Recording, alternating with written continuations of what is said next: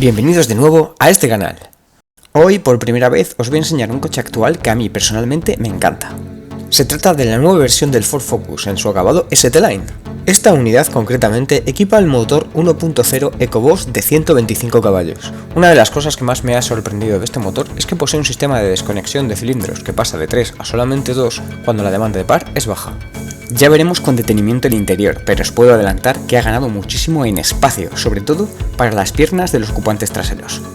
El cuadro, que es un híbrido de aguja y pantalla, se queda oscurecido cuando no tiene el contacto puesto. En esta unidad se ha sustituido parte del sistema de escape por uno más deportivo y homologado, y la parte baja del paragolpes para poder albergarlo.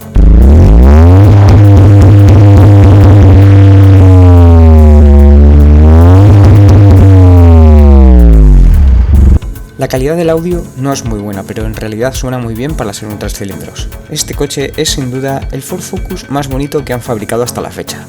La única parte que no me gusta es la caída del techo, que limita la altura a las plazas traseras. Estas son las llantas opcionales en 18 pulgadas, calzadas en unos Michelin Pilot Sport 4 235/40/18. Visto el exterior y el motor, nos dirigimos hacia el interior. Lo primero que atrajo mi atención fueron los pedales deportivos en aluminio, aunque me hubiese gustado que el reposapiés hubiese sido del mismo material. Un pequeño tip para abrir el capó es que hay que darle 2 veces a la palanca para que se abra. Me gusta la calidad y el detalle del panel de puerta. En su parte baja, la bolsa guantera viene totalmente tapizada para evitar ruidos molestos, y en la parte superior está ligeramente acolchada. El tirador de apertura es metálico y todos los interruptores vienen con partes cromadas. En la parte central de los asientos dispone de una tapa enrollable que me recuerda mucho a la del Golf 5. En su interior encontramos un posavasos con unos dispositivos móviles para adaptar el hueco al tamaño del recipiente. También incorpora un pequeño cenicero con tapa.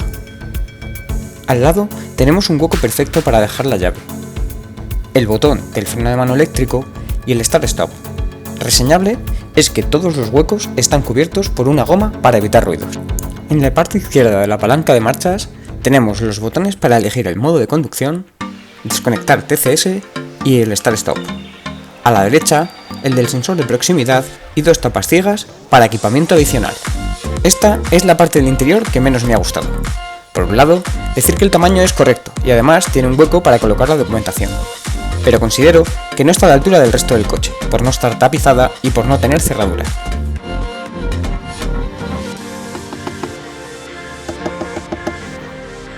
El plafón central es correcto, aunque no tiene luz ambiental. Los parasoles ocultan un espejo bajo la tapa, pero carecen de luz. El techo está tapizado en un bonito color negro, y además posee luces para las plazas traseras. Los asientos de tela negra lucen un bonito ribete rojo, pero su forma y mullido son los estándar. Hay 3 tipos de asientos, los básicos, los estándar y los deportivos. Los básicos solo lo montan con el acabado Tren. A partir del acabado Tren Plus, todos montan los asientos estándar, cambiando los colores del tapizado y el material, pudiendo ser tela o cuero. Los deportivos solo están disponibles con el acabado ST. Volviendo al modelo en cuestión, valoramos el espacio interior. Los asientos delanteros están regulados a la altura de su dueño, que mide 1,80 m. Como se puede apreciar, aún queda mucho espacio entre el fin de la banqueta trasera y el respaldo. Por espacio para las piernas, pueden viajar con mucha comodidad 4 personas de 1,80 m e incluso algo más. El problema es el techo, que la caída limita la altura desde la banqueta. No obstante, una persona de 1,80 m no tocaría con la cabeza. No dispone de aireadores para mejorar la climatización de los ocupantes traseros. Prácticamente todos sus rivales sí los llevan. Con respecto al maletero, no hay queja. Aunque no destaca por su tamaño, su forma es muy aprovechable. No deja huecos muertos y la calidad del tapizado está muy bien.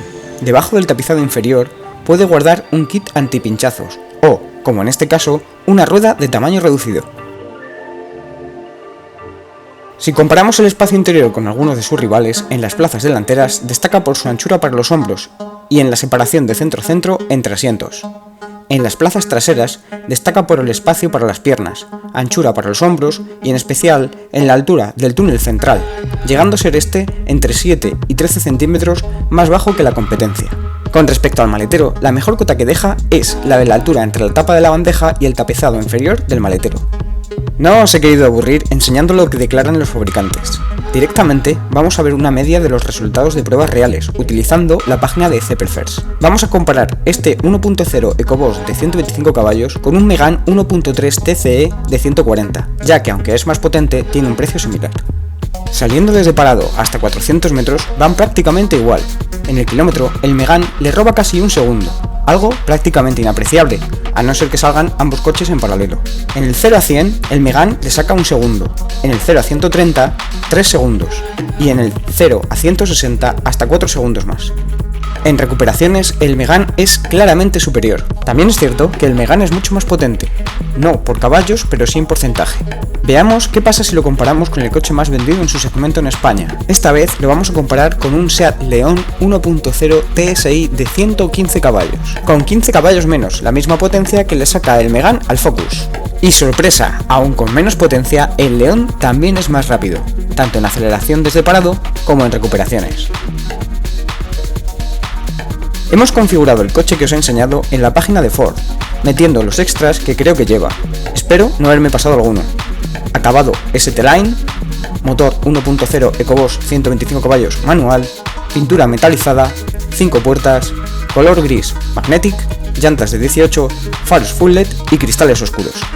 El precio 21.329,67 euros, aplicando un descuento actual de 5.170 euros.